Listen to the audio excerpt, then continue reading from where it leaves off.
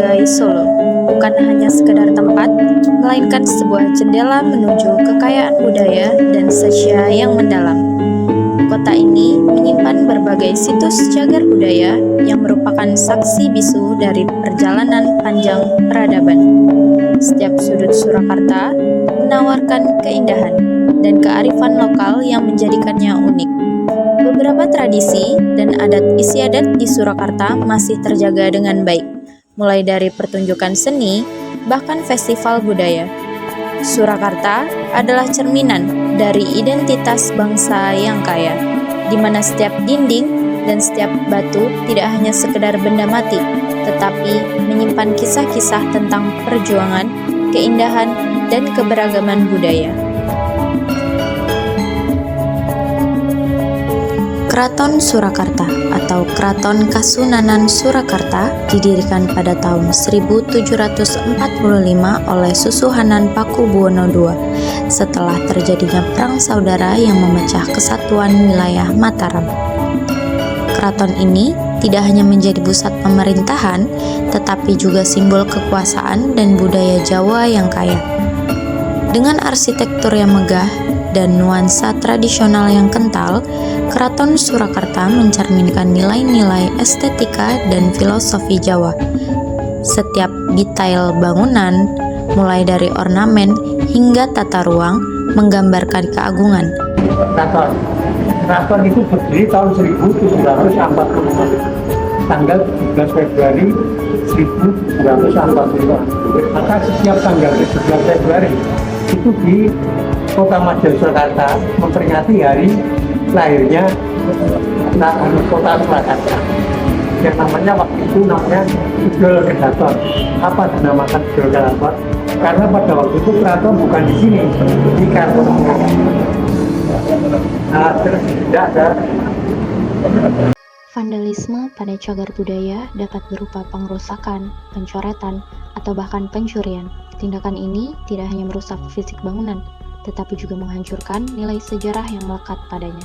Setiap goresan atau kerusakan yang ditimbulkan adalah hilangnya bagian dari identitas kita. Tindakan tersebut banyak menimbulkan polemik di antara masyarakat.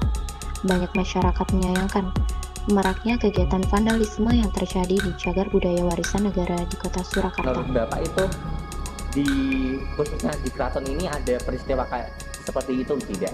Jarang terjadi, kebetulan jarang terjadi. Tapi mungkin di luar banyak, tembok-tembok di luar mungkin banyak. Tapi kalau di dalam keraton ini kira nggak ada yang berani. Oh, berarti di sekitaran tembok apa ini? Keraton ini nggak ada. Mungkin kalau adik-adik mau keliling keraton. Terus menurut Bapak kalau ada oknum atau orang yang melakukan coret-coretan seperti itu menurut Bapak harus dikenai sanksi yang kayak bagaimana nih Pak? Ya sebetulnya itu kan tidak baik sekali kan itu, karena itu kan kalau tidak baik, satu membuat kotor, kedua kalinya mungkin kata-kata itu mungkin menyinggung dari instansi atau perasaan orang lain, kan kurang baik kan? Itu baiknya kalau bisa ditegur, tapi kalau nggak bisa ya silakan yang berwajib. Pesan Bapak untuk para generasi-generasi muda, khususnya kita para pelajar, agar menyikapi hal-hal vandalisme, mencoret-mencoret tersebut terhadap cagar budaya itu bagaimana Bapak? Ya kalau saya terus terang secara pribadi saya kurang setuju, kurang baik lah. Maka baiknya seperti adik-adik sekalian ini, kalau bisa, kalau mungkin bisa diperingatkan ya peringatkan, kalau nggak bisa ya itu tadi. Nah, mungkin serahkan aja ya. Berarti kita kan itu ada sanksinya, sanksi hukum kan ada. Ya. Jadi jangan bergerak sendiri, nanti kita sersian malah. Berarti kita sebagai pelajar harus mengikuti, iya, menjaga kebudayaan gitu. Oh iya baik, pasti gitu. Apa pesan Bapak untuk anak-anak muda seperti kita pelajar agar bisa tetap menjaga budaya dari vandalisme tersebut?